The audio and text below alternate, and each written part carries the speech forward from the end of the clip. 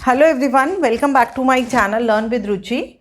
Today we will do comparing quantities for class 7. इस video में हम कंप्लीट इंट्रोडक्शन करेंगे कंपेयरिंग क्वांटिटीज़ का। जो भी सारे कॉन्सेप्ट्स होंगे वो सारे हम क्लियर करेंगे सो दैट जब आप बुक एक्सरसाइजेस करें तो आपको कोई भी डिफ़िकल्टी ना हो, राइट। तो before starting the video I please want to request you कि please I really need the subscribers, तो please help me to gain more and more subscribers. आप प्लीज़ वीडियो को लाइक एंड शेयर ज़रूर कीजिएगा so that मेरे subscribers बढ़ सकें, because share करेंगे तभी वीडियोस मेरी आगे तक पहुंचेंगे एंड सब्सक्राइबर्स बढ़ सकते हैं, राइट। एंड अगर आपने अभी तक चैनल सब्सक्राइब नहीं किया तो please just press the subscribe button and notification bell on कर दीजिए सो दैट आपको मेरे आने वाली वीडियोज़ का पता लग जाए। तो लेट्स स्टार्ट कंपैरिजन।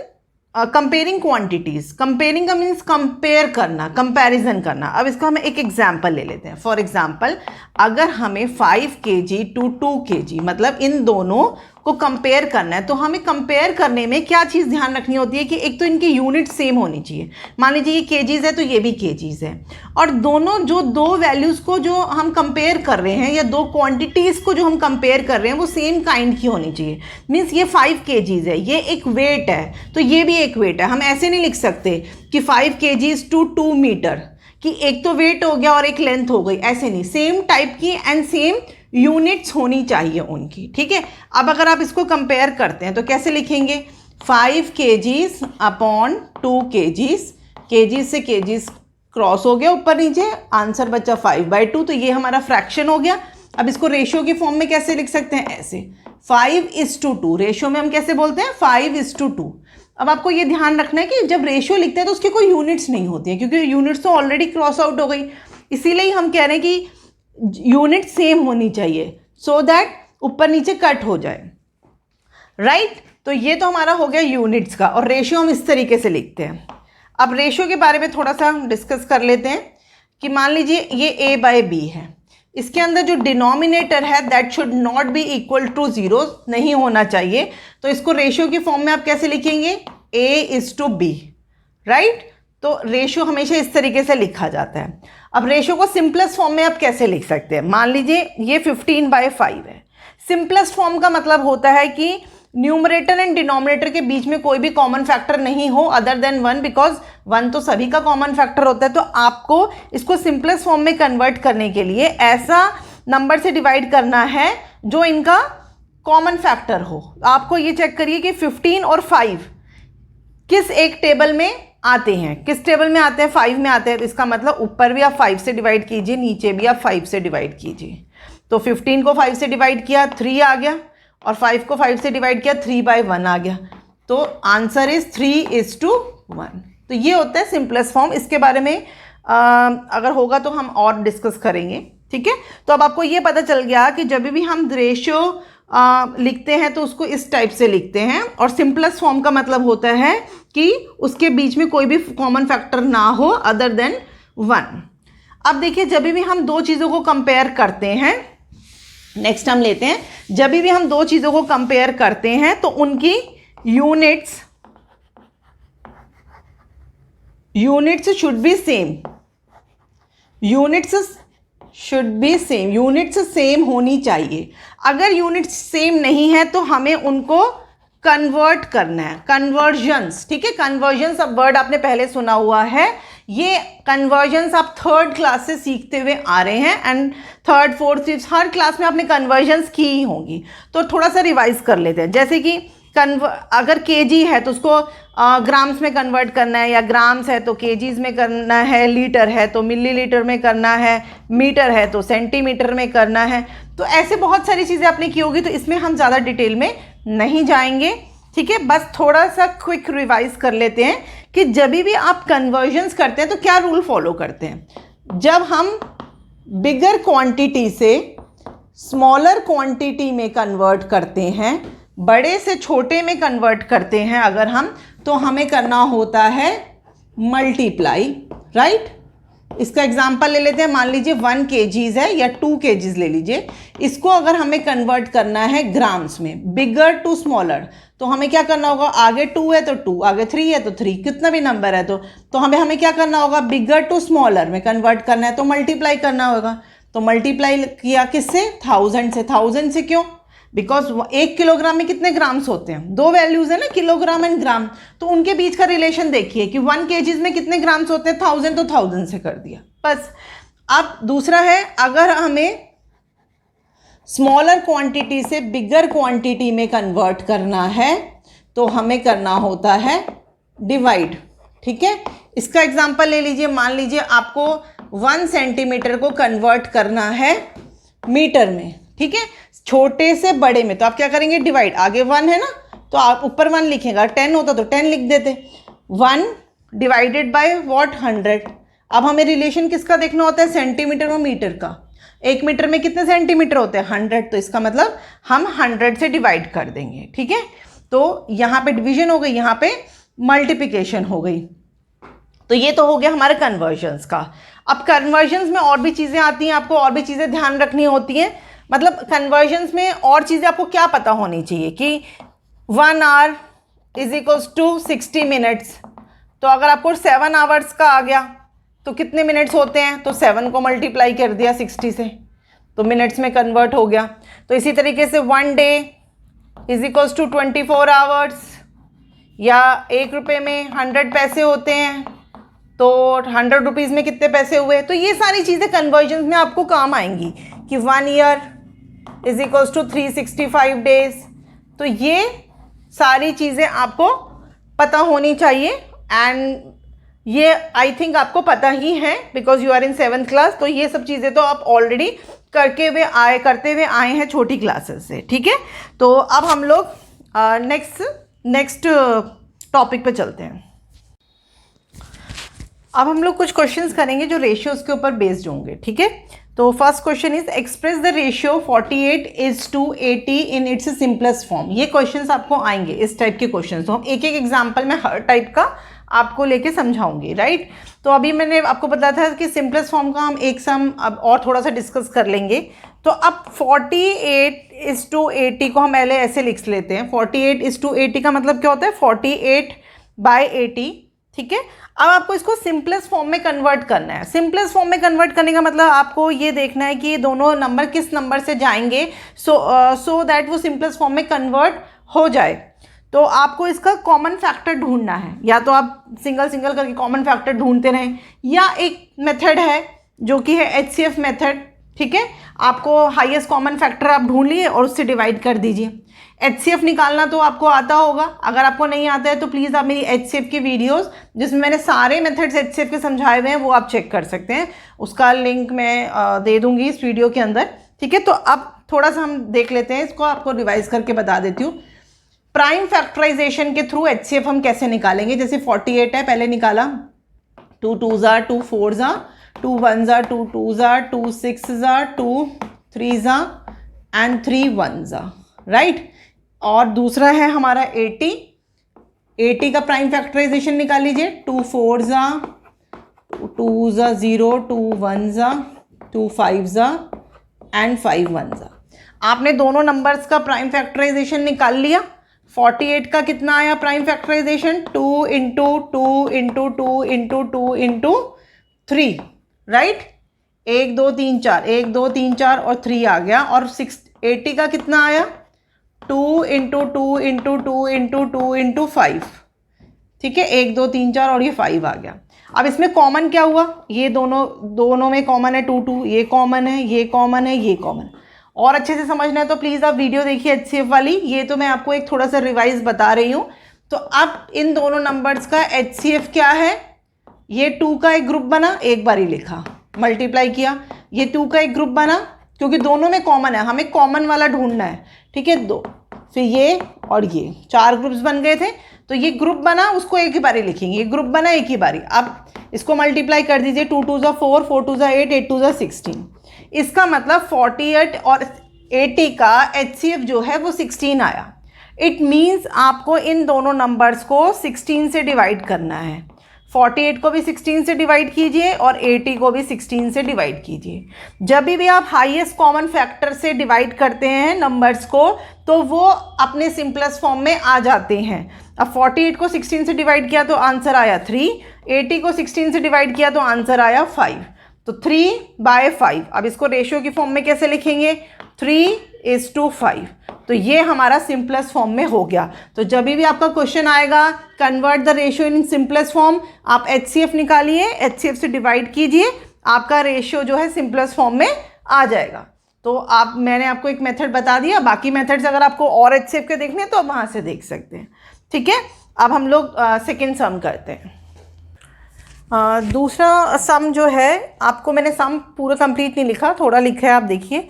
अगर क्वेश्चन में आपको बोला जाए कि गेम्स प्लेड हैं 10 एंड गेम्स 1 है 5, ठीक है, 10 गेम्स के लिए 5 आपने जीती, तो आपको रेशियो निकालने को अगर आए गेम्स 1 अपॉन गेम्स प्लेड, तो सिंपल सी बात है, 1 वाला ऊपर 5 है, 5 ऊपर लिखिए, गेम्स प्लेड टोटल कितनी है 10।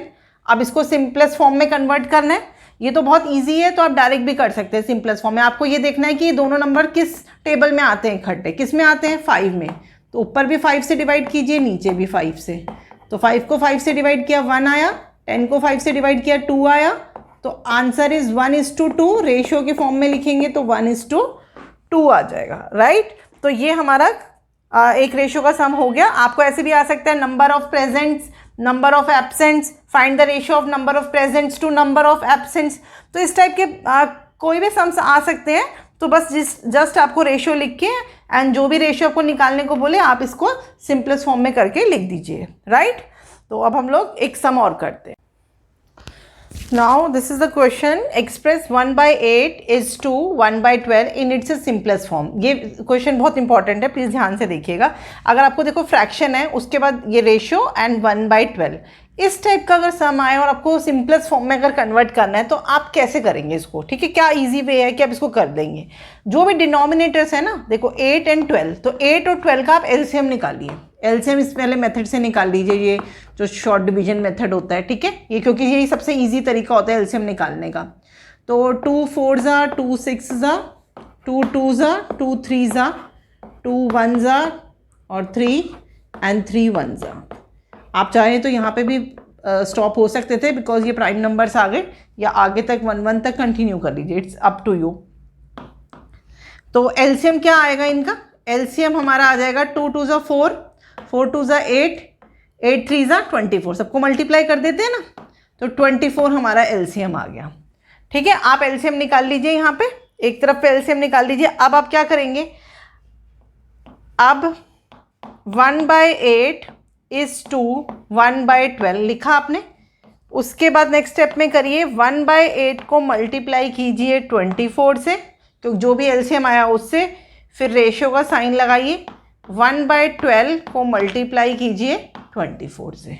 ठीक है, अब ये मल्टीप्लाई में ये ऊपर है ना, आप इसको कट कर सकते हैं। 8 1 ज़ा, 8 की टेबल में 24 कब आता है? 3 पे, 3 ज़ा। ठीक है, और ये 12 1 ज़ा, 12 2 ज़ा। तो यहाँ पे क्या आ गया आंसर? 1 मल्टीप्लाई बाय 3, 1 इंटू 3 कितना हुआ? 3 इज टू 1 मल्टीप्लाई बाय 2 कितना हुआ? 2। तो 3:2 इज द रेशियो। दोबारा से रिवाइज कर लेते हैं। जब भी इस टाइप का सम आएगा फ्रैक्शन के अंदर, जब हो गए नंबर्स, ठीक है, और रेशियो में होगा और सिंपलेस्ट फॉर्म में कन्वर्ट करना होगा, तो डिनोमिनेटर्स जो हैं उनका एलसीएम निकालिए।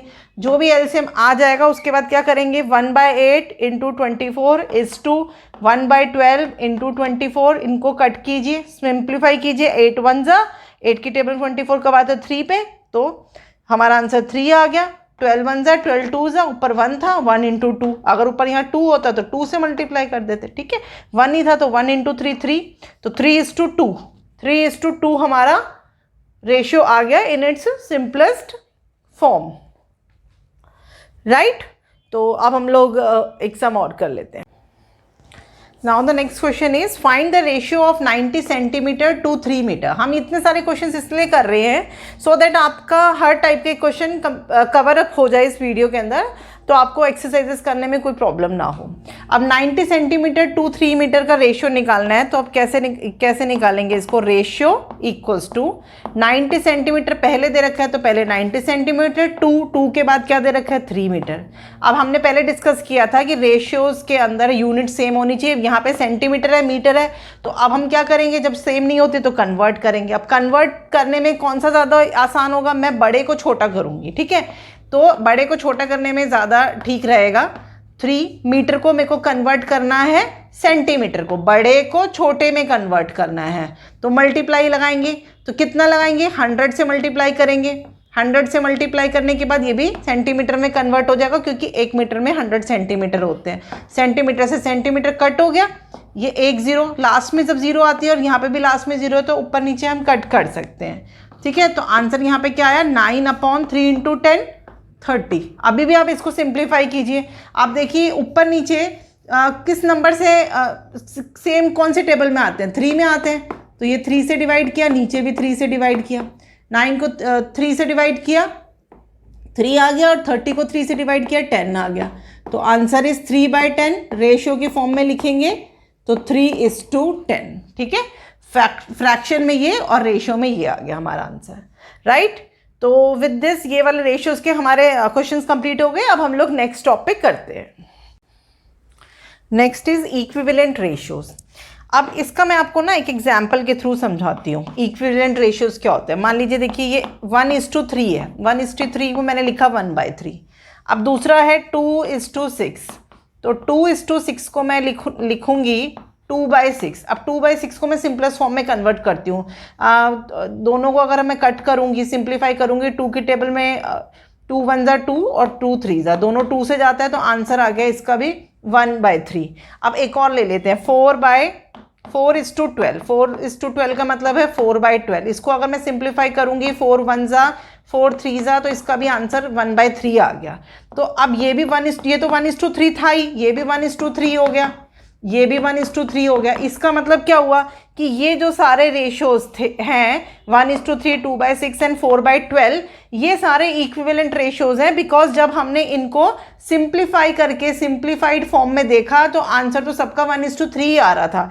कि अगर इनका न्यूमरेटर डिनोमिनेटर सब में अलग अलग था, 1:3, 2 6, तो उससे कोई फर्क नहीं पड़ता, न्यूमरेटर एंड डिनोमिनेटर सेम है या नहीं है। लेकिन वैसे ये रेशियोज जो हैं इक्विवेलेंट रेशियोज ही हैं, बिकॉज जब हम इनको सिंप्लीफाई करेंगे तो सबका आंसर सेम ही आएगा। तो these are known as equivalent ratios, right? अब हम लोग कंपेयर करना सीखेंगे रेशियोज को नेक्स्ट में। नेक्स्ट क्वेश्चन इज, कंपेयर करने से पहले हम एक इक्विवेलेंट रेशियो का एक सम कर लेते हैं कि आपको किस टाइप का क्वेश्चन आ सकता है। Find 3 equivalent ratios of 2/5। आपको इक्विवेलेंट रेशियोज निकालने आ सकते हैं किसी भी क्या बोलते हैं रेशियो के, ठीक है? अगर मान लो 2:5 दे रखा हो, यहाँ पे ये 2:5 दे रखा मान लीजिए, तो अब 2:5 को आप कैसे लिख सकते हैं? 2/5। अब इसको अगर आपको इक्विवेलेंट रेशियो निकालना है तो आपको क्या करना पड़ेगा? न्यूमरेटर एंड डिनोमिनेटर को सेम नंबर से मल्टीप्लाई करते हैं या डिवाइड करते हैं। अब यहाँ पे 2 और 5 जो हैं वो सेम नंबर से डिवाइड तो हो नहीं सकते हैं, क्योंकि 2 और 5 सेम नंबर के सेम टेबल में तो आते नहीं है, इसलिए हम यहाँ पे डिवाइड नहीं कर सकते, हमें मल्टीप्लाई करना है। अब मल्टीप्लाई क्या करेंगे? या तो 1 1 से, 1 1 से करने से तो 2/5 आ जाएगा, तो हम सेम नंबर से मल्टीप्लाई करते हैं, लेकिन 1 से नहीं करेंगे, हम 2 से स्टार्ट कर लेते हैं। ऊपर भी 2 से मल्टीप्लाइड, नीचे भी 2 से, तो 2 2 ज़ा 4, 5 2 ज़ा 10, तो 4/10 इसको रेशियो की फॉर्म में लिख दीजिए, 4:10। तो ये हमारा इक्विवेलेंट रेशियो हो गया किसका? 2/5 का। अब हमें तो 3 निकालने हैं, 3 इक्विवेलेंट रेशियोज, तो 2/5 को आप एक और करिए, 3 3 से कर दीजिए, 2 3 ज़ा 6, 5 3 ज़ा 15, ठीक है? तो ये भी आ जाएगा हमारा 6/15 आ गया। एक और निकालना है हमें, तो आप 4 4 से कर दीजिए, 2 4 ज़ा 8, 5 4 ज़ा 20, तो आ जाएगा 8/20 आ गया हमारा, ठीक है? उसको हम लिख देंगे 8:20। रेशियोज निकालने हैं ना, तो 6:15। बस ये हमारे इक्विवेलेंट रेशियोज हो गए। अब हम लोग कंपैरिजन सीखते हैं। अब हम लोग कंपैरिजन सीखेंगे। कंपैरिजन करने के मैं आपको दो तरीके बता रही हूँ। एक तो होता है लाइक टर्म मेथड, एक होता है क्रॉस मल्टीप्लिकेशन मेथड। आपको सम आ सकता है कंपेयर 1:4 एंड 2:3। ठीक है, ये मतलब दो रेशियोज को कंपेयर करो। तो कंपेयर आप लाइक टर्म मेथड से भी कर सकते हैं, क्रॉस मल्टीप्लाई मेथड से भी कर सकते हैं। मैं दो सम्स में एक एक मेथड अलग अलग करके दिखा दूंगी ताकि आपको दोनों मेथड आ जाए।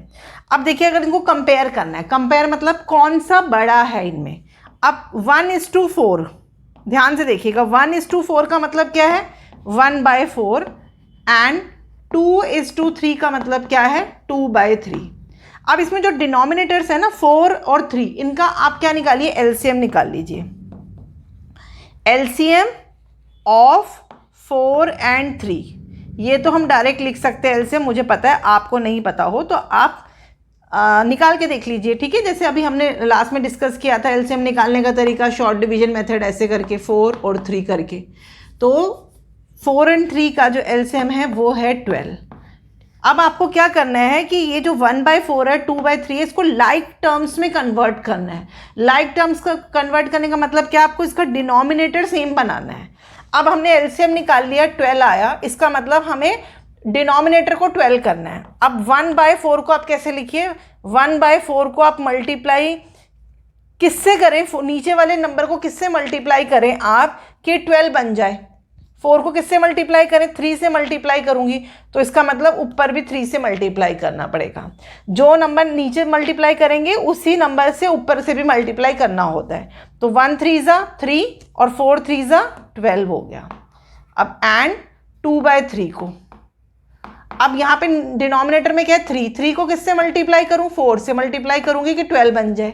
एलसीएम हमने 12 निकाला, एलसीएम निकालने का मतलब ये है कि हमें डिनोमिनेटर 12 बनाना है। अब 3 को किससे मल्टीप्लाई किया, 4 से, तो ऊपर भी 4 से करना पड़ेगा। तो आंसर आ जाएगा यहाँ पे हमारा 8/12, राइट। ठीक है, अब इजी हो गया, 3/12 है, यहाँ पे 8/12 है, नीचे 12 है, लाइक टर्म्स में कन्वर्ट हो गया। लाइक टर्म्स का मतलब है नीचे डिनोमिनेटर सेम करना। अब बड़ा कौन सा है, ऊपर देखिए 8 बड़ा है, इसका मतलब अब लिखिए 8/12 इज ग्रेटर देन 3/12। ठीक है, दिस इंप्लाइज, अब 8/12 एक्चुअली में था क्या, 2/3। This implies 2/3 is greater than 1/4। बस ये हो गया हमारा, इसका मतलब 2:3 जो है हमारा रेशियो वो बड़ा है 1/4 से। ये तो हमारा लाइक टर्म मेथड हो गया। एक हो गया क्रॉस मल्टीप्लाई मेथड। अब ये सम आ सकता है, are the ratios 2:3 and 3:5 are equal. ठीक है, तो इसको ये वाले मेथड से भी कर सकते हैं आप, और क्रॉस मल्टीप्लाई वाले मेथड से भी कर सकते हैं, और इस वाले सम को आप क्रॉस मल्टीप्लाई वाले मेथड से भी कर सकते हैं। तो अब इसमें हम क्रॉस मल्टीप्लाई मेथड कर लेते हैं।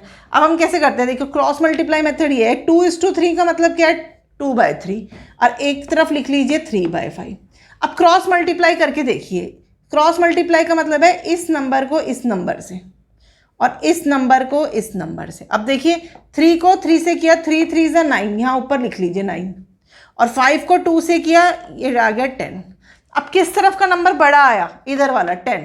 तो जिस तरफ का भी मल्टीप्लाई करने से बड़ा आएगा वही वाला फ्रैक्शन बड़ा हो जाएगा। ठीक है, तो अब आपको लिखना कैसे है, लेकिन सम में आप कैसे करेंगे, 5 × 2, जब आपको 5 को 2 से मल्टीप्लाई किया तो 10 आया, और जब 3 को 3 से मल्टीप्लाई किया तो 9 आया। तो 10 इज ग्रेटर देन 9। तो दिस इम्प्लाइज, अब 10 कहाँ पे आ रहा था, इधर, तो this implies 2/3 is greater than 3/5, right. तो दो मेथड हो गए, आपको ये सब इम्प्लाई कर सकते हैं कंपेयर करने के लिए। दोनों मेथड बहुत ईजी है। अब आपको क्या बोलना था कि आर द रेशियोज इक्वल, तो हम यहाँ पे ग्रेटर देन नहीं लिखेंगे, हम कहेंगे this implies 2/3 is not equals to 3/5, क्योंकि दोनों इक्वल नहीं आए। अब यहाँ पे अगर दोनों इक्वल आ गए होते, मान लीजिए ये भी 10 ये भी 10, तो हम लिख देते 2/3 इज इक्वल्स टू 3/5। सिंपल सी बात है। ठीक है, तो अब हम लोग next topic, now the next topic is proportion. if two ratios are equivalent then the four quantities are said to be in proportion। इसका मतलब क्या हुआ, अगर दो रेशियोज दे रखे हैं कि वो इक्वल है, फॉर एग्जाम्पल अगर मान लीजिए ये रेशियो है एक A/B, तो वो दे रखा है कि वो A:B रेशियो है C:D के।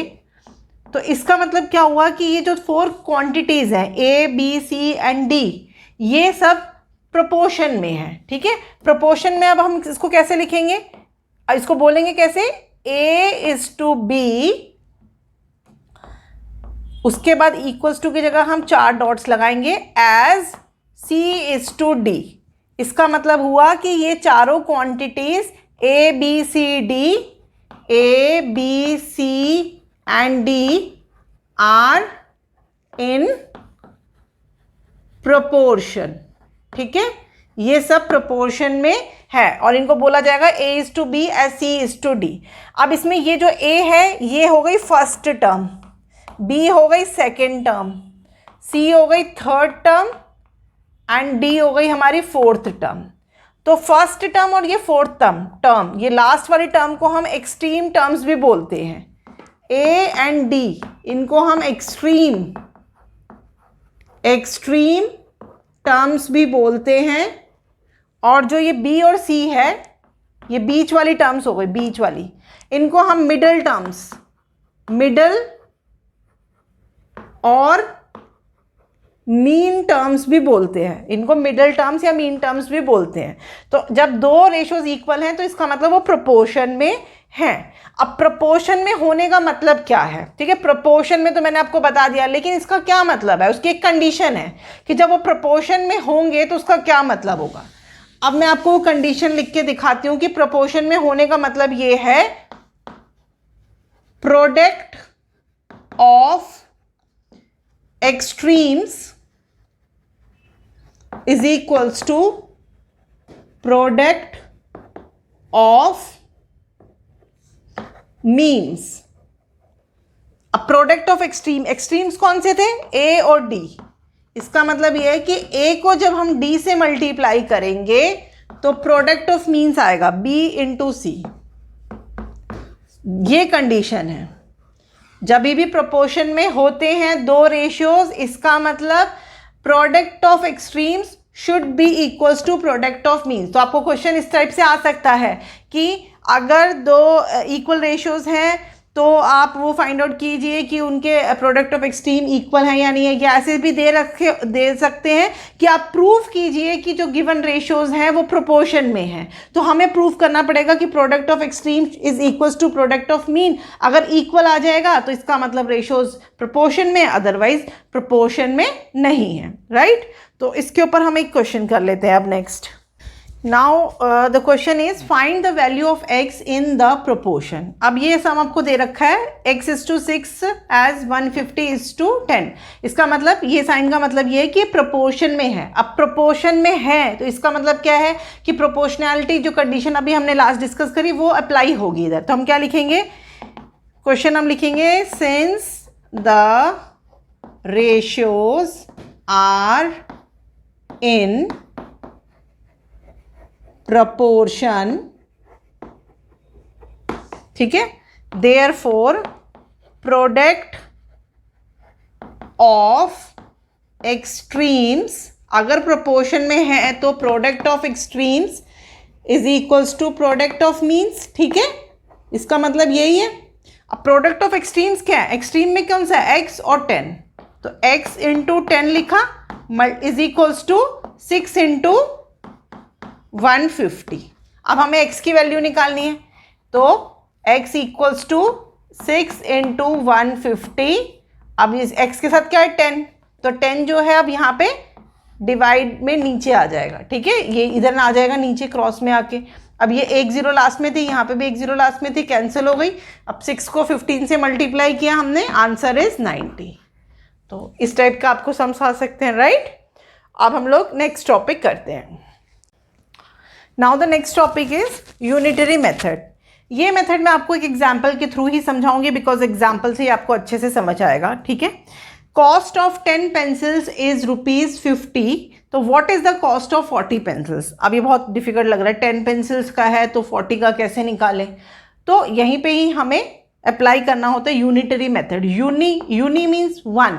तो जब भी इस टाइप का सम आता है कि हमें कुछ चीज़ की वैल्यू दे रखी होती है और उससे ज़्यादा की हमें निकालनी है या कम की निकालनी है, तो पहले हम क्या करेंगे, पहले हम 1 की वैल्यू निकाल लेंगे। जैसे यहाँ पे कॉस्ट ऑफ 10 पेंसिल्स दे रखा है, तो पहले हम कॉस्ट ऑफ 1 पेंसिल निकालेंगे। इसी का यही मेथड है यूनिटरी मेथड, मतलब 1 चीज़ की वैल्यू आप निकालें। अब आप पहले क्या लिखिए, cost of 10 pencils equals to ₹50। ठीक है। अब आपको एक चीज़ ध्यान रखनी है कि जो भी चीज़ आपको पूछी गई है, आपको पूछी क्या गई है, what is the cost of 40 pencils, आपको पूछा गया है ये लाइन। आपको यही चीज़ ध्यान रखनी है, बिकॉज बच्चे इसी में ही कंफ्यूज होते हैं। जब क्वेश्चन थोड़ा ट्विस्ट होके आ जाता है कि हमें किस टाइप से करना है, वो सम गलत कर देते हैं। आपको क्या पूछा गया, कॉस्ट ऑफ 40 पेंसिल्स। तो जो कॉस्ट ऑफ 40 पेंसिल्स, ये जो लाइन है, यही लाइन आपको लेफ्ट साइड पे लिखनी है। वो वाली टर्म आपको यहाँ लेफ्ट साइड पे लिखनी है। आपको कॉस्ट ऑफ 10 पेंसिल्स लिखना है। आप ऐसे नहीं लिख सकते इसको कि ₹50 इक्वल्स टू कॉस्ट ऑफ, आप ऐसे मत लिखिएगा, मैं आपको ये बता रही हूँ, क्योंकि उससे क्या होएगा, आपका सम रॉन्ग चला जाएगा, गलत हो जाता है। ऐसे मत लिखिएगा, ठीक है, ये रॉन्ग हो जाएगा। आपको क्या लिखना है, जो चीज़ पूछी गई है, कॉस्ट ऑफ 40 पेंसिल्स निकालनी है, तो आप कॉस्ट ऑफ 10 पेंसिल्स जो है वो लेफ्ट साइड पे लिखिएगा। ठीक है, तो इससे आपका सम ना कभी रॉन्ग नहीं जाएगा। कॉस्ट ऑफ 10 पेंसिल्स कितनी है, ₹50। ठीक है। अब आपको क्या निकालना है, कॉस्ट ऑफ 1 पेंसिल्स। यही यूनिटरी मेथड है कि हमें 1 की वैल्यू निकालनी होती है। अब 1 पेंसिल कितनी है, यहाँ पे कितनी है, ₹50, और ₹50 को किससे डिवाइड करना है, 10 पेंसिल्स दे रखा था ना, तो 10 से डिवाइड कर दीजिए। अगर 20 दे रखा हो तो 20 से कर देते। ये 0 और ये 0 कट गया यहाँ पे ऊपर नीचे, सिर्फ 10 से डिवाइड करना है, हमें सिर्फ कॉस्ट निकालनी है। यहाँ पे पेंसिल्स नहीं लिखना आपको, सिर्फ वैल्यू लिखनी है 10। तो 0 से 0 कट गया, आंसर आ गया ₹5। इसका मतलब एक पेंसिल जो है वो ₹5 की है। अब हमें क्या निकालना है, अब तो ईजी हो गया सम, कॉस्ट ऑफ 40 पेंसिल्स निकालनी है। अगर एक पेंसिल ₹5 की है तो 40 पेंसिल कितने की होगी, 40 को मल्टीप्लाई कर दिया ₹5 से, तो कितना आ जाएगा हमारा आंसर, ₹200। ठीक है, बस ये हमारा आंसर कंप्लीट हो गया। यूनिटरी मेथड पे मैंने एक अलग से इंडिविजुअल वीडियो बना रखी है। अगर आपको और डिटेल में अच्छे से समझना है और सम्स की प्रैक्टिस करनी है, डाउट्स क्लियर करने हैं, तो आप वो मेरी वीडियो देख सकते हैं। मैं उसका लिंक ज़रूर दे दूंगी इस वीडियो में, राइट। तो अब हम लोग नेक्स्ट टॉपिक करते हैं। Now the next topic is percentage. Percentage का सिंबल क्या होता है, परसेंटेज का ये सिंबल है, राइट। ठीक है, अब पर मीन्स फॉर एवरी और out of what, out of 100 होता है। ठीक है, सेंट मतलब 100। तो हम परसेंटेज को कैसे डिफाइन करेंगे, it is a fraction with its denominator as 100। तो अब देखिए, अगर आपको आता है 20%, तो आप उसको कैसे लिखेंगे फ्रैक्शन में, 20/100। ठीक है, 20% 20/100। अगर आपको ऐसे आता है 13/100, तो उसको परसेंटेज में आप कैसे लिखेंगे, 13%। अगर नीचे 100 है तो उसको परसेंट में कन्वर्ट कर दिया, परसेंटेज है तो नीचे /100 लिख दिया, राइट। तो ये तो हो गया हमारा परसेंटेज। अब हम लोग कन्वर्जन सीखेंगे परसेंटेज में कन्वर्ट करने के लिए। ठीक है, उसके ऊपर हम कुछ सम्स कर लेते हैं। नाउ अब हम लोग कन्वर्ट करना सीखेंगे, कन्वर्ट इनटू परसेंट। मान लीजिए फ्रैक्शन में अगर आपको आए परसेंटेज में कन्वर्ट करना है, 1/20 इंटू परसेंटेज में कन्वर्ट कीजिए। तो आप कैसे करेंगे, 1/20 इंटू 100 करेंगे, ब्रैकेट लगाइए, बाहर परसेंटेज का साइन लगाइए। ठीक है, फ्रैक्शन में जब हम परसेंटेज में कन्वर्ट कर रहे हैं, लास्ट में एक 0 थी, यहाँ पे भी लास्ट में 0 थी, लास्ट की जीरोस हम ऐसे कट कर सकते हैं ऊपर नीचे में। अब ये 2 1 और 2 की टेबल में 10 कब आता है, 5 पे। तो आंसर कितना आ गया, 5 × 1 5% इज द आंसर। अब 1:2, जब रेशियो को परसेंटेज में कन्वर्ट किया है, तो 1:2 का मतलब क्या है, 1/2 इंटू 100, ब्रैकेट लगाइए, परसेंटेज का साइन लगाइए, 2 1 2 5 10, 0 का 0, 50% इज द आंसर। अब अगर डेसिमल में आपको आ जाए 0.5, तो 0.5 को 100 से मल्टीप्लाई कीजिए, बाहर साइन लगाइए परसेंटेज का। अब 0.5 है तो 5.5 को पहले फ्रैक्शन में लिखिए, 5/10 आएगा, क्योंकि पॉइंट के बाद कितनी डिजिट्स है, एक डिजिट, तो 10 डिवाइड बाई 10 हो गया, इंटू 100, परसेंटेज का साइन लगाएंगे, 0 से ये 0 कटा, 5 × 10 50, तो 50% इज द आंसर।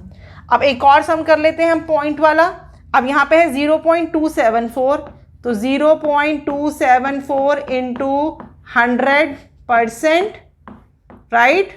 उसके बाद अब इसको दोबारा से पॉइंट हटाइए, तो आ जाएगा 274 डिवाइडेड बाय, पॉइंट के बाद कितनी डिजिट थी, 3, तो नीचे आ जाएगा 100 इंटू 100% आ गया, ठीक है। नीचे 3 zeros आएंगी, सॉरी, क्योंकि पॉइंट के बाद कितनी डिजिट्स है, 3, 274। अब लास्ट के एक 0, लास्ट के एक 0, लास्ट के एक 0, लास्ट के एक 0। अब क्या बचा हमारा, 274 डिवाइडेड बाई 10, नीचे एक 10 बच गया है, तो अब हम इसको दोबारा से पॉइंट में लिखेंगे। एक 0 बच गया तो यहाँ से काउंट करेंगे 4 के, यहाँ पॉइंट लगा देंगे, तो 27.4% इज द आंसर। तो इस टाइप के परसेंटेज में कन्वर्ट करने वाले सम्स आपको ये सारे आएंगे, तो अब आप इजीली कर सकते हैं। अब हम नेक्स्ट सम्स करते हैं। नाउ अब हम लोग परसेंटेजेस को कन्वर्ट करना सीखेंगे फ्रैक्शन में, डेसिमल में एंड रेशो में। अब मान लीजिए ये 55% है, 55% को हमने लिखा 55/100। अब आप इसको सिंपलेस्ट फॉर्म में कन्वर्ट कीजिए। सेम नंबर से किससे डिवाइड हो सकता है, 5 से हो सकता है। 55 अगर आप डायरेक्ट कर सकते तो डायरेक्ट भी लिख सकते हैं, ठीक है। अब 55 को 5 से डिवाइड किया तो आ गया 11 और ये आ गया 20, तो ये फ्रैक्शन में कन्वर्ट हो गया। अब इसको डेसिमल में करना है 60%, तो आंसर आया 60/100, लास्ट की 0 कट गई, 6/10। हमें डेसिमल में करना था तो सिंप्लीफाई मत कीजिए, नीचे 10 है तो आप पॉइंट में कन्वर्ट कर दीजिए बस इसको, 0.6 इज द आंसर। अब 10% को रेशो में करना है, 10/100 लिखेंगे 10% को, लास्ट की 0 कटी, 1/10 रेशो की फॉर्म में लिख दीजिए 1:10, राइट। अब हम लोग नेक्स्ट सम्स करेंगे। अब आपको एक सम इस टाइप से आ सकता है, फाइंड 30% ऑफ 500, मतलब find this percent of this. आप इसको कैसे निकालेंगे, ये सबसे इजी है, ठीक है। 30% को हम लिखेंगे 30/100, ठीक है। ऑफ का मतलब होता है इनटू, और ₹500। अब यहाँ पे ₹500 है तो हमारा आंसर भी रुपीज़ में ही आएगा। अब ये लास्ट की 0, लास्ट की 0, लास्ट की 0, लास्ट की 0, आंसर कितना बचा, 3 5 15 और एक 0 थी 0, आगे हम लगाएंगे रुपीज़, तो ये हमारा आंसर हो गया, ठीक है। अब आप सम देखिए, 3 चीज़ें होती हैं, एक तो ये परसेंटेज वाली, फिर ये टोटल अमाउंट, और फिर जो इसका आंसर निकला ये। तो आपको 3 अलग अलग टाइप के सम्स आ सकते हैं। एक में तो आपको ये निकालने को बोला जाए, दिस आंसर, एक में आपको ये परसेंटेज निकालने को बोला जाए, और एक में ये आपको होल क्वांटिटी ये निकालने को बोला जाए। तो फर्स्ट वाला केस तो था जो आपको 30% या परसेंटेज ऑफ दिस ये निकालना है। अब सेकंड वाला सम क्या है, व्हाट परसेंट ऑफ 100 इज 10।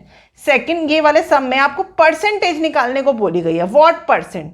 तो हम क्या लिखेंगे, हम ले लेंगे let the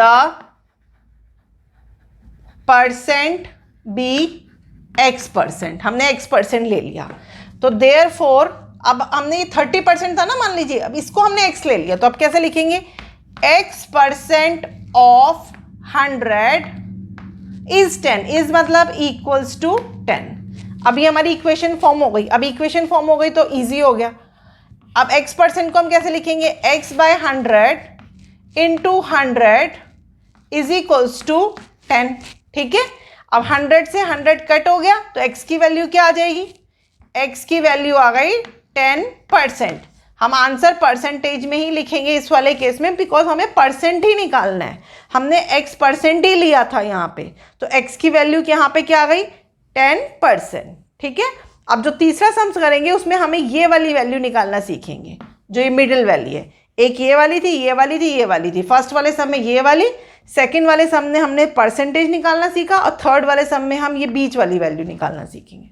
now the question is, if 32% of a number is 8, find the number, right. तो अब आप इक्वेशन फॉर्म कीजिए। अब हमें यहाँ पे होल क्वांटिटी निकालनी है, ठीक है, जैसे अभी हमने डिस्कस किया था। अब फाइंड द नंबर, ठीक है, 32% ऑफ ए नंबर, तो हम क्या लिखेंगे, let the number be x, therefore 32% of x is 8, is means equals to 8, तो ये इक्वेशन फॉर्म हो गई। अब सॉल्व कीजिए। 32% means 32/100 of means multiplied x equals to 8। This implies, अब x की वैल्यू निकालनी है हमें, x इक्वल्स टू, ये 100 नीचे है तो 100 इक्वल्स टू के इधर जाके ऊपर चला जाएगा और 8 के साथ मल्टीप्लाई हो जाता है, ठीक है। और जो ऊपर वैल्यू होती है इधर वाली, वो नीचे आ जाएगी, और अगर नीचे कोई और वैल्यू होती, मान लीजिए यहाँ पे 2 होता है तो 2 के साथ मल्टीप्लाई हो जाती है। इस तरीके से हम करते हैं, सिंपल इक्वेशंस ऐसे ही सॉल्व करते हैं, ठीक है। तो अब क्या हो जाएगा, यहाँ पे नीचे आ जाएगा हमारा 32, ये 32 है, सॉरी। अब इसको सॉल्व कर लीजिए आप। 8 1 ज़ा 8, 8 4 ज़ा 32। अब हमारा आंसर आ गया 100/4। अब करिए सॉल्व। 2 2 ज़ा 4, 2 5 ज़ा और 0। मैं सेम नंबर से काट रही हूँ, ऊपर नीचे सेम नंबर से हमें कट करना होता है। अगेन 2 1 ज़ा 2, 2 2 ज़ा 4, 2 5 ज़ा 10, तो आंसर इज 25 हमारा आंसर आया, राइट। तो इस टाइप के सम्स आपको आएंगे तो आप सॉल्व कर सकते हैं। अगर समझ ना आए तो प्लीज़ रिवाइंड करके देखिए, आपको समझ में आ जाएगा। मैंने सब टाइप के सम्स, एक एग्जाम्पल्स हर टाइप का मैंने कराया है। अब हम लोग मूव करते हैं नेक्स्ट टॉपिक पे। Now the next topic is percent increase और डिक्रीज परसेंट। ये एग्जाम्पल मैंने एनसीईआरटी का ही लिया है, आपके एग्जाम्पल में है ये एनसीईआरटी बुक में। स्कूल, ये वाला टॉपिक मैं आपको एग्जाम्पल के थ्रू ही समझाऊंगी, right. A school team won 6 games this year against 4 games won last year, what is the percent increase. Question समझिए। स्कूल टीम ने 6 गेम्स विन की this year against 4 games won last year. तो पहले वाली जो value है वो क्या है, 4। लास्ट ईयर मतलब पिछले साल 4 की थी एंड इस ईयर 6 की थी, तो इंक्रीज हो गई, 4 से 6 इंक्रीज हो गया, इसलिए इन्होंने बोला है what is the percent increase. अगर डिक्रीज हुई होती तो हमें परसेंट डिक्रीज निकालना होता, ठीक है। तो ये तो एक चीज़ हो गई कि परसेंट इंक्रीज और परसेंट डिक्रीज में क्या फ़र्क है। अब यहाँ पे हमें निकालना है परसेंट इंक्रीज। परसेंट इंक्रीज बोलेंगे तो परसेंट इंक्रीज निकालिए, डिक्रीज बोलेंगे तो डिक्रीज निकालिए, बाकी सब कुछ सेम रहेगा। अब परसेंट इंक्रीज लिखा, अमाउंट ऑफ चेंज। अब ये अमाउंट ऑफ चेंज का मतलब है कि कितना वैल्यू चेंज हुई पिछले साल से इस साल में। ये मैं फॉर्मूला लिख रही हूं अभी आपको, ठीक है। नीचे लिखेंगे ये ओरिजिनल अमाउंट, यहां इसको हम बेस भी बोल सकते हैं, और इनटू 100 बाहर लगाइए परसेंट का साइन, ठीक है। Amount of change, amount of change मतलब पिछले साल 4 थी, इस साल 6 हुई, तो आपको यहाँ पे जो ये अमाउंट ऑफ चेंज लिखना है, ये लिखना है 6 - 4। आपको सिर्फ बड़े में से छोटा नंबर माइनस करना है, ठीक है, चाहे अमाउंट परसेंट इंक्रीज हो चाहे डिक्रीज हो।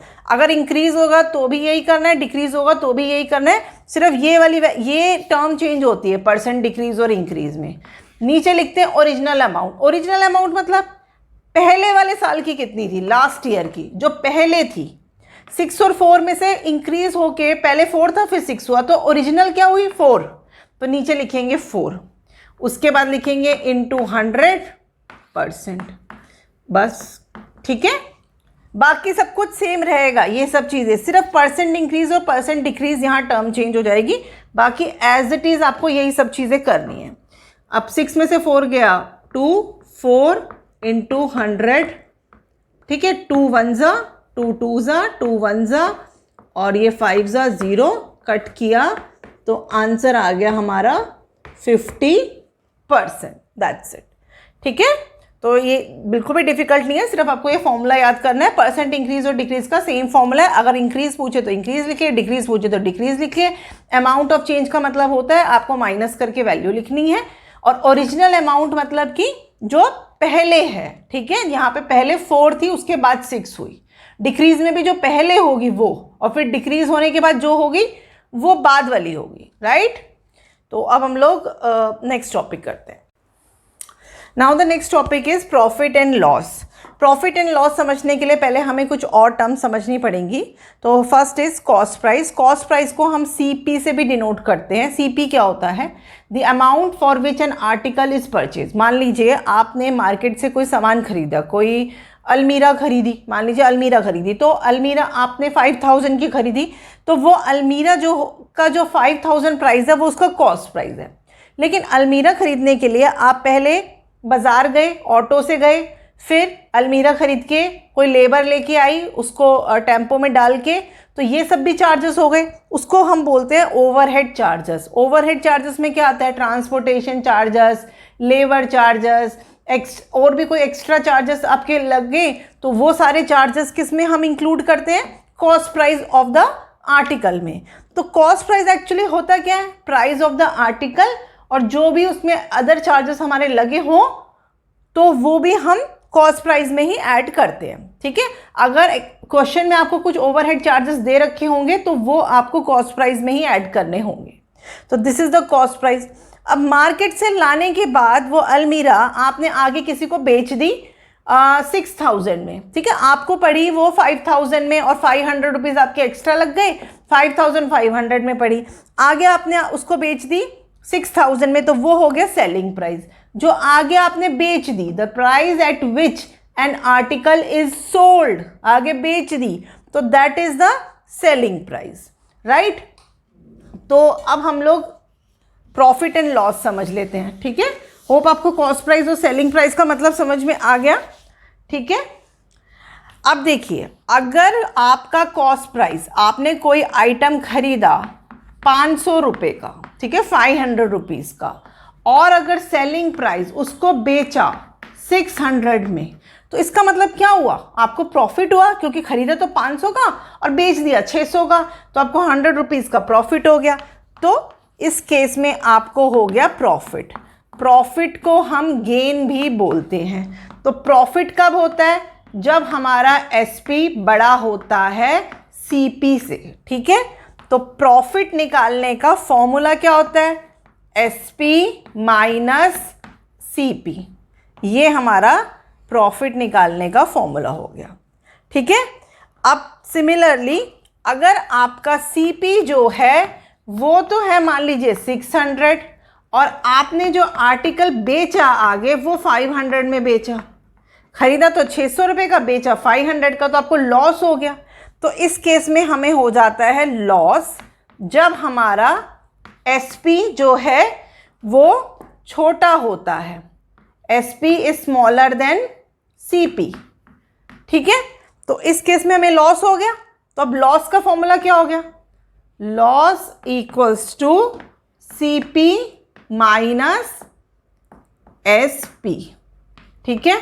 एक तो आपको ये दो फॉर्मूलेज याद रखने हैं, profit P is equals to SP minus CP, loss is equals to CP minus SP।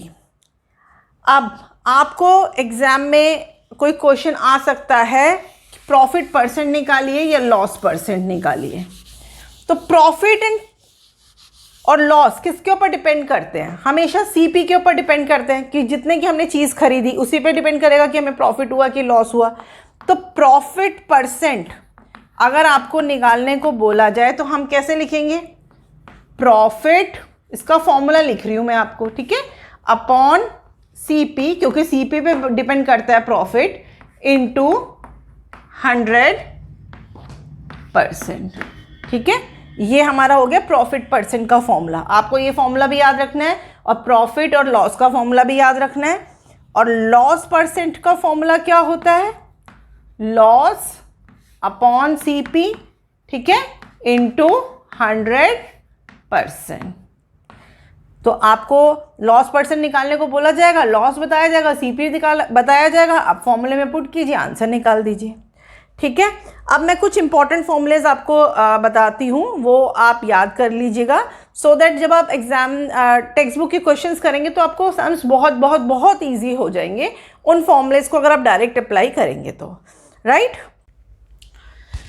तो ये कुछ इंपॉर्टेंट फॉर्मूलेज हैं जिनको आप डायरेक्ट अप्लाई कर सकते हैं, ठीक है। जब आपको प्रॉफिट हो रहा हो, जिस समय भी आपको प्रॉफिट दे रखा हो और एसपी निकालने को बोले तो आप ये प्रॉफिट लगाएंगे और प्रॉफिट परसेंट भी आपको दे रखा होगा, ठीक है। और सीपी निकालने को बोलेंगे तो आप ये वाला फॉर्मूला लगाएंगे। तो ये फॉर्मूलेज आप याद कर लीजिए सो दैट आपको अप्लाई करने में आसानी हो जाएगी। And when there is a loss, जब आपको लॉस दे रखा हो सम में और सेलिंग प्राइस निकालने को बोले तो आपको ये फॉर्मूला लगाना है। एंड सीपी अगर आपको निकालने को बोलें तो आपको ये वाला फॉर्मूला लगाना है। तो मैं आप लोगों को बोलूँगी ये फॉर्मूलेज कहीं लिख लीजिए और इसको याद कर लीजिए सो दैट आपको सम्स और ज़्यादा ईजी लगेंगे, राइट। तो अब हम लोग अपने लास्ट टॉपिक की तरफ बढ़ते हैं इस चैप्टर के। तो next we will do that one. Now the topic is simple interest. Simple interest समझने के लिए पहले हमें कुछ और टर्म समझनी पड़ेंगी। तो लेट्स स्टार्ट। तो प्रिंसिपल क्या होता है? मान लीजिए आपने किसी से, इसको हम डिनोट करते हैं पी से, ठीक है। मान लीजिए आपने किसी से पैसे उधार लिए से 1000 रुपीज़ या बैंक से पैसे लिए 1000 रुपीज़, तो उसको हम बोलते हैं प्रिंसिपल अमाउंट, ठीक है। प्रिंसिपल बोलते हैं, आप प्रिंसिपल बोलिए इसे। अब आपने जो ये पैसे लिए किसी टाइम के लिए लिए होंगे, ड्यूरेशन के लिए, तो वो हो जाएगा टाइम। टाइम हम हमेशा सिंपल इंटरेस्ट के केस में ईयर्स में लेते हैं। तो मान लीजिए आपने 1 साल के लिए लिए तो ये हो गया। लेकिन अगर क्वेश्चन में आपको टाइम मंथ्स में दे रखा हो, मान लीजिए 3 मंथ्स टाइम दे रखा हो, तो उसको आपको ईयर्स में कन्वर्ट करना ही होगा। तो आप 3/12 कर दीजिए। 3 को 12 से डिवाइड करेंगे तो वो ईयर्स में कन्वर्ट हो जाएगा। अब जब हम पैसे लेते हैं, ठीक है, किसी टाइम के लिए लिए, तो अब हम उसको 1 साल के बाद 1000 रुपीज़ ही नहीं लौटाएंगे, हम उसके ऊपर कुछ एक्स्ट्रा चार्ज लगाएंगे। तो that is known as interest. लेकिन अब इंटरेस्ट किस हिसाब से लगाएंगे?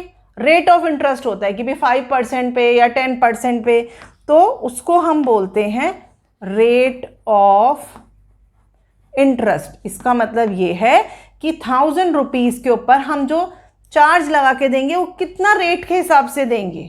तो this is denoted by R. Rate of interest हमेशा परसेंटेज में होता है, से 5%। तो ये 5% हम एक्स्ट्रा चार्ज लगाएंगे। किस पे लगाएंगे 5% एक्स्ट्रा चार्ज? प्रिंसिपल अमाउंट पे, ठीक है।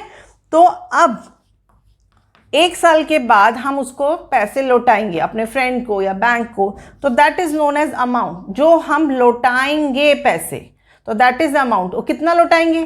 प्रिंसिपल तो लौटाएंगे ही लौटाएंगे, जो हमने लिया 1000 रुपीज़ प्रिंसिपल, प्लस हम उसमें इंटरेस्ट जोड़ देंगे। इंटरेस्ट कैसे निकालेंगे अब हम वो नेक्स्ट करेंगे। तो this is known as simple interest, और इंटरेस्ट हमेशा प्रिंसिपल अमाउंट पे ही लगता है, ठीक है। तो इंटरेस्ट अब हम कैलकुलेट करना सीखेंगे। तो इसको रब कर देते हैं। अब मैं आपको इंटरेस्ट का फॉर्मूला बताती हूँ। सिंपल इंटरेस्ट का फॉर्मूला होता है P into T into R upon 100।